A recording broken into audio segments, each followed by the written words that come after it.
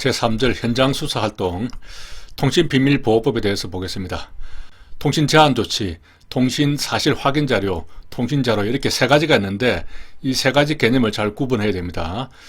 통신제한조치는 통화 내용에 대한 것이고 통신사실확인자료는 통화 내역에 대한 것입니다.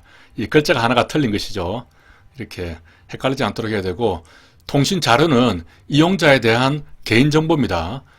핵심 키워드만 가지고 두 문자를 따보겠습니다. 제한이니까 제용, 사역 이렇게 되겠습니다. 여기도 보면은 통신사실 확인 자료 이렇게 해서 자가 나오죠. 하지만은 이 앞머리 글자 내자 가지고 구분합니다. 뒤에 거는 생각하시면 안 됩니다. 이 확인 자료에 자를 가지고 헷갈려 버리면 뒤에 통신 자료가 있기 때문에 이것하고 헷갈리면 안 됩니다. 앞에 있는 통신이 붙은 이 늑자로 구분을 하고, 그 다음에 자는 이제 자자가 되겠습니다. 제용, 사역, 자자가 되는 것이죠.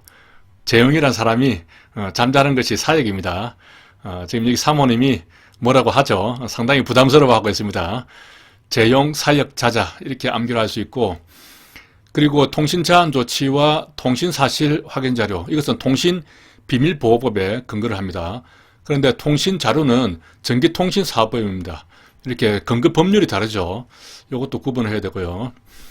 자, 통신제한조치를 보면은 우편물을 검열하든지 감청입니다. 감청이라는 것은 어떤 내용을 취득하는 것 뿐만 아니라 송수신을 방해하는 것도 포함이 됩니다. 그리고 통신제한조치는 법원의 허가가 필요하죠. 범죄수사 목적, 또 국가안보 목적 이렇게 두 가지로 크게 나뉘는데, 범죄수사 목적으로 할 때는 지방법원의 허가를 받아야 됩니다. 영장을 받는 것이 아니죠. 법원의 허가를 받는 것입니다.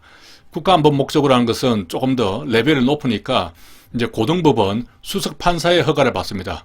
통신의 일방 또는 쌍방 당사자가 내국인일 때 받는 것이죠. 하지만 우리나라 사람이 포함되어 있지 않은 외국인에 대해서는 대통령 승인을 받아야 되는 것이죠. 적대국이라든가 또 북한 관련해서 작전 수행을 위한 군용 전기통신, 군용이니까 특별히 좀 더 엄격하게 해야 되겠죠. 이렇게 해서 지방법원, 고등법원, 대통령 이렇게 허가를 해주는 주체가 다릅니다. 이것을 구분해야 되고요. 자, 통신사실 확인자를 보면은 통화 내역에 대한 것인데 통화 내용은 아닙니다. 그리고 이용자에 대한 개인정보도 아닌 것이죠. 단지 통신한 일시, 시간, 사용 도수, 상대방 전화번호, 사용 도수, 여기 사용 도수가 두 번 들어갔네요. 사용 도수라는 것은 이 사용한 횟수를 말합니다. 인터넷 로그 기록, 기지국 정보통신망 위치 추적 자료 등 이런 것들이 됩니다. 법원의 허가가 필요하죠. 전기통신사업법에 의한 통신자료는 이용자 개인정보인데 성명이나 주민번호, 주소, 전화번호, 아이디 가입일 등 그 전기통신에 가입할 때 그 개인정보를 제출하잖아요. 그 정보를 말합니다. 특정 전화번호를 누가 사용하고 있는지 그 사람의 신원을 파악하는 것이죠. 이것은 법원의 허가가 필요하지 않고 서장 명의로 공문만 보내도 받아볼 수 있는 정보가 되겠습니다. 수사기관의 요청에 전기통신사업자는 응하지 않을 수 있고 아무런 제재도 받지 않기 때문에 이것은 강제수사가 아닌 임의수사라 봅니다. 그렇기 때문에 서장 공문으로도 받을 수 있는 정보가 되는 것이죠. 허가 요건을 보겠습니다. 통신제한조치에는 범죄수사 목적, 국가안보 목적 이렇게 두 개는 아니죠. 범죄수사 목적으로 할 때는 충분한 이유가 있고 보충성이 필요합니다. 국가안보 목적으로는 필요성만 있으면 되는 것이죠. 국가안보 목적이 좀 더 중요하기 때문에 필요성만으로도 통신제한조치를 할 수 있지만은 범죄수사 목적으로 하려면 이런 충분한 이유가 있어야 되고 또 보충성 요건도 갖춰야 한다는 것이죠. 긴급통신제한조치를 하게 되면 각 요건에다가 긴급성이 추가되게 되겠습니다. 통신사실 확인자료는 범죄수사 목적으로 할 때는 필요성이 있어야 되고 또 보충성이 필요한 경우가 있는데, 이때는 실시간 위치 추적 자료, 또 특정 기지국에 대한 통신사실 확인 자료가 되겠습니다. 어떤 기지국을 통해서 통화가 된 내역이라든가 인터넷 로그 자료 같은 거, 그런 것들을 파악하기 위해서는 이런 필요성뿐만 아니라 보충성도 필요하다는 것이죠. 그래서 실시간 위치 추적, 실기는 보충해야 된다. 이번 승진시험에 나왔던 문제입니다. 보충성이라는 것은 다른 수단으로는 가능하지 않을 때 할 수 있는 그런 경우를 말하죠. 자, 국가안보 목적으로는 또 필요성만 있으면 됩니다. 위랑 같죠. 이렇게 같이 되어 있고, 주요 내용을 보겠습니다. 통신제한조치는 통신사실 확인자료는 통신내역에 대한 개인정보, 그리고 이용자에 대한 개인정보도 포함이 됩니다. 통신 제한 조치의 범죄 수사 목적을 보겠습니다. 각 피해자별로 신청을 해야 됩니다. 사건별로 한다 이러면 틀린 질문이 되는 것이죠. 사건별로 하면 어떤 한 사건에 피해자가 여러 명이 있을 수가 있잖아요. 이렇게 사건별로 신청을 해버리면 너무 많은 사람들이 해당이 되니까 각 피해자별로 신청해서 그 타당성 여부를 검토를 해봐야겠죠. 또 내사가 있으면은 각 내사자별로 사람별로 신청을 해야 된다 하는 그런 의미가 되겠습니다. 제한 기간은 2개월이 기본인데 2개월을 연장할 수 있습니다. 총 연장 기간은 1년까지 가능한데 내란 외환죄는 총 3년까지 가능합니다. 국가안보 목적은 4개월이 기본이죠. 그리고 연장도 4개월 단위로 하게 됩니다. 총 연장 기간에 대해서는 제한이 없습니다. 통신 제한을 집행할 때는 통신기관 등에 요청을 하겠죠.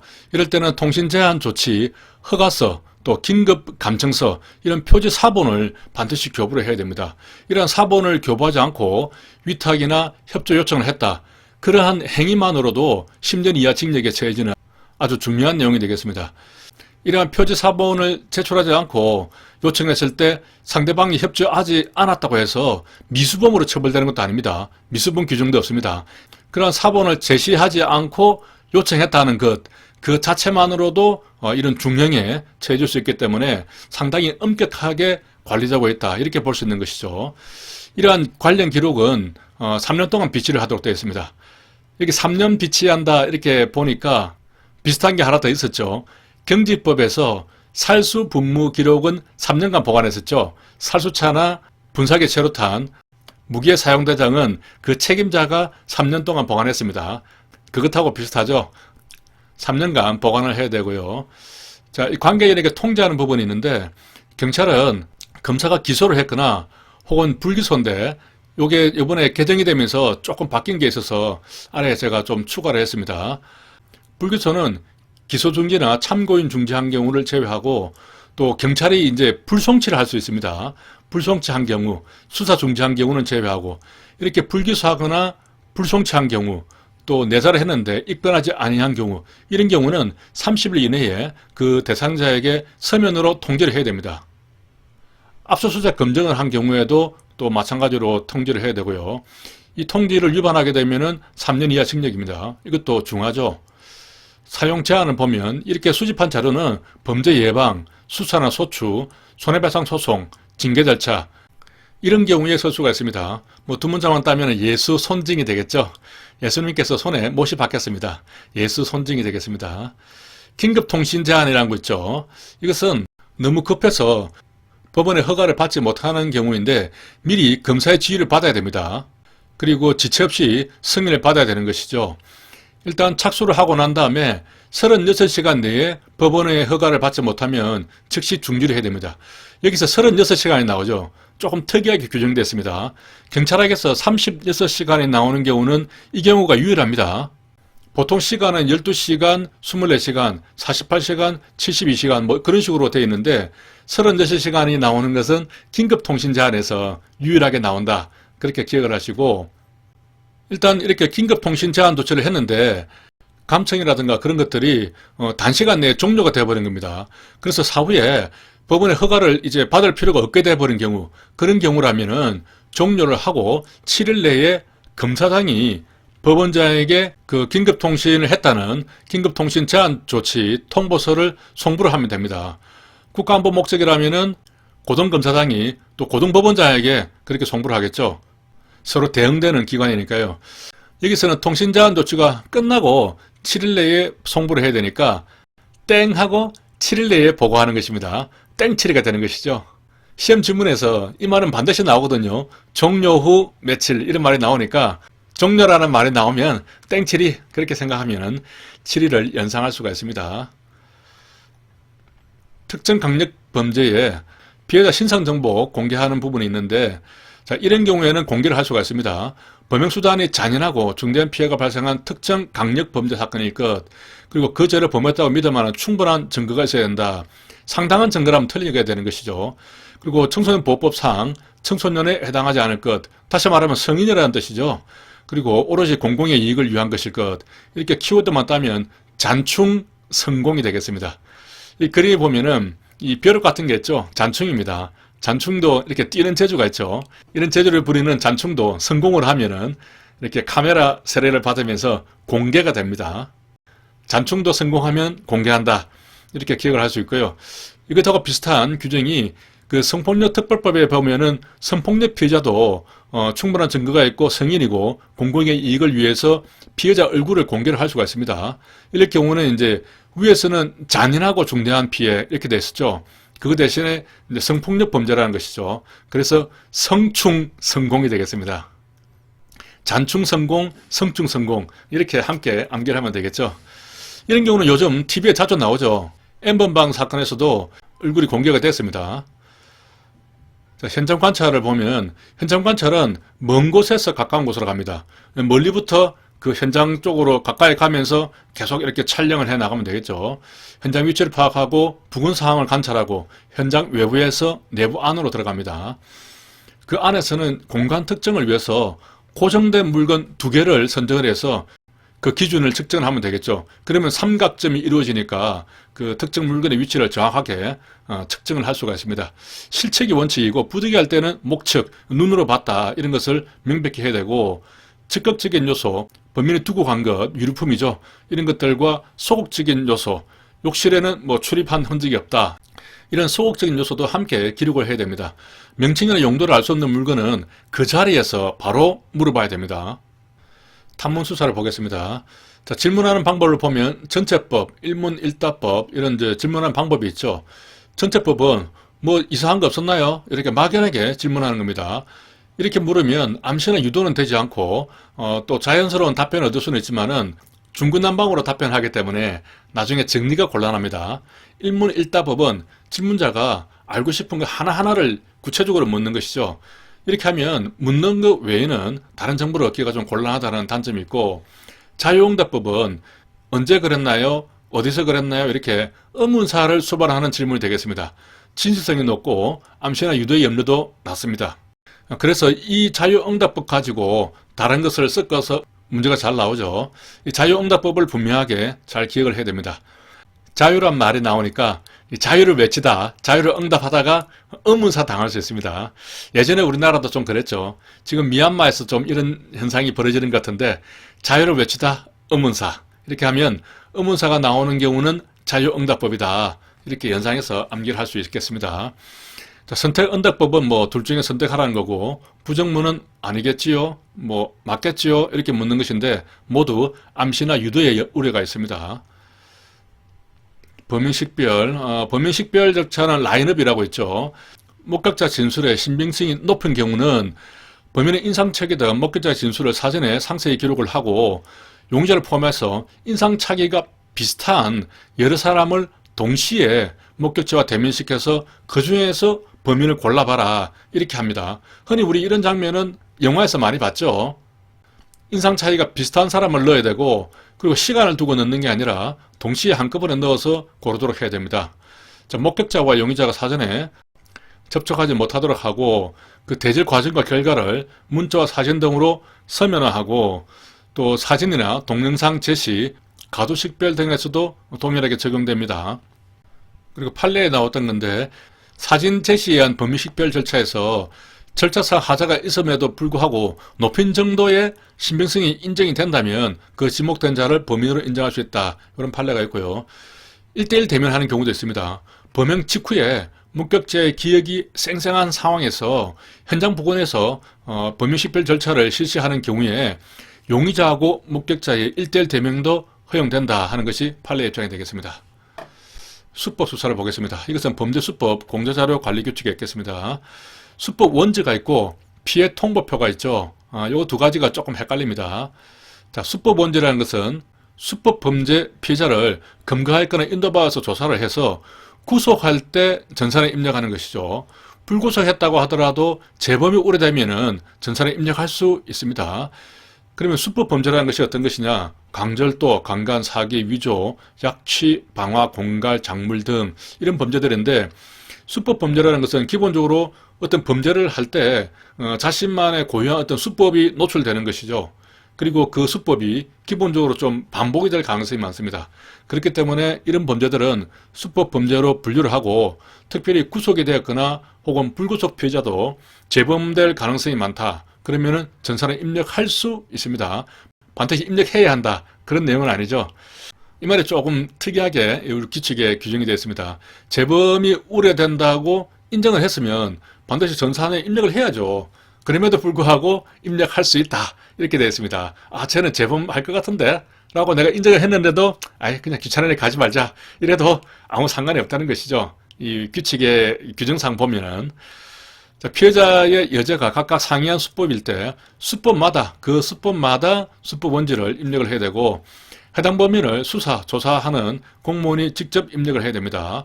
그리고 범행 수법 원지니까 수법에 대해서는 되도록 상세하게 입력을 해야 됩니다. 간단하게 입력한다. 그러면 틀린 질문이 되겠습니다. 피해 통보표는 어떤 경우냐면 여기서도 마찬가지로 수법 범죄입니다. 그런 수법 범죄가 신고가 되었거나 또 우리 경찰관이 인지를 했을 때 그럴 때 입력을 하는데 구별을 하면 그 피해자가 검거가 됐을 때는 수법 원죄를 만들죠. 그런데 신고됐거나 인지가 됐을 때는 아직 피해자는 검거가 되지 않았습니다. 그럴 때는 피해 신고만 있는 경우니까 피해 통보표만 만드는 것이죠. 이렇게 논리적으로 이야기하면 되게 이해는 되는데 나중에 시험에서는 무조건 헷갈립니다. 자, 피해는 신고만으로 알 수 있지만은 수법이라는 것은 피해자를 검거한 다음에 그 다음에 알게 되는 것이죠. 이렇게 피해가 발생했을 때 피해 통보표를 입력을 하는데 피해자를 바로 검거를 해버렸다. 또 피해자의 성명이나 생년월일 등 정확한 신원이 확인됐다. 이렇다 하면은 굳이 작성 안 해도 된다는 것이고 여기서도 마찬가지로 담당 수사관이 직접 입력을 해야 됩니다. 실제 그 전산에 직접 입력하는 것은 아니고 피해 통보표라는 그 카드가 있습니다. 거기에 체크를 해서 넘겨주면은 그 담당자가 또 전산에 입력을 하죠. 범행 수법이 동일한 피해 통보표 2건을 입력했다. 그러면 동일 범위에 의한 범죄냐 혹은 재범 우려 있는 것들을 종합 분석해서 그렇게 활용을 해야 되겠죠.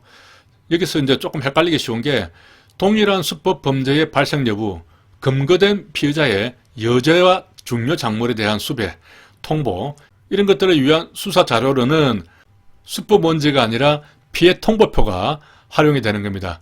여기서 헷갈리는 게 동일한 수법 범죄 이런 말이 나오니까 살짝 넘어갈 수 있거든요. 하지만 발생 여부잖아요. 발생했는지 여부고 또 검거된 피해자 이렇게 하니까 또 수법 원죄 아닌가 이렇게 착각을 할 수 있지만은 해당 사건으로 검거한 것 그것 말고 다른 여죄를 보려고 하는 것이죠. 그러니까 피해 통보표를 봐야 되는 것입니다. 또 중요 작물도 마찬가지고 어떤 물건이 발견이 됐다면은 이게 누가 피해를 입은 것인지 그런 것들을 확인하기 위해서는 피해 통보표를 봐야겠죠. 이것은 두 문자로 이렇게 암기합니다. 장발려가 되죠. 장발려. 여자가 머리를 풀고 이렇게 나타나면은 바로 피해야 됩니다. 피해 통보표니까 바로 연상할 수 있겠죠. 장발려 피해. 피해 통보표에 전산에 입력한 피해품은 작물 수배로 보는 것입니다. 그걸로 간주한다는 것이고 이게 입력된 것들을 삭제해야 되는 사유가 있는데 이것도 시험에 가끔 나옵니다. 수법 원지를 삭제하는 경우는 사망했을 때 동일한 원지가 2건 이상 중복됐으니까 하나는 삭제를 해야겠죠. 그리고 피자승자가 80세가 이상 됐을 때 피해 통보표를 삭제해야 되는 경우는 피해자가 검거됐을 때 사망했을 때 전산에 입력하고 10년이 됐을 때 이 두 가지를 섞어두면은 헷갈리기 쉽겠죠. 그래서 이 두 문자를 수사 중에 이제 영어로 AT죠. 그래서 수사 중에 피검사 10번 하고 삭제한다 하는 것입니다. 수사 중에 피검사를 10번 받고 또 그게 필요 없다고 삭제를 하면은 되게 열받겠죠. 다음 보겠습니다. 알리바이 수사. 알리바이라는 것은 혐의자가 그 시각에 현장에 없었다는 것을 증명하는 것입니다. 그 시간에 있었다는 것을 증명하는 것이 아니라 그 현장에 없었다는 것을 증명하는 것이죠. 따라서 이것을 현장 부재 증명이라고 합니다. 절대적 알리바이는 범행 시각에 그 장소 외의 장소에 있다는 것이 절대적으로 입증되는 경우죠. 상대적 알리바이는 그 범행 전후에 현장 이외의 장소에 있었다는 것은 분명합니다. 하지만 그 범행 시각에는 어디 있었는지는 불확실한 거죠. 그렇지만 그 전후에 어디에 있었다는 것이 분명하다면은 그러면은 범행 시각까지 거기에 올 수 있었는가 이런 것들을 계산해 보면은 알 수가 있죠. 위장 알리바이는 말 그대로 사전에 계획적으로 자신의 존재를 인상 깊게 해놓고 짧은 시간 그 현장에 가서 범행을 하는 것입니다. 청탁 알리바이는 범행 후에 현장에 있었다는 걸 숨기기 위해서 허위로 그렇게 해달라고 부탁을 하는 것이죠. 여기까지 하겠습니다.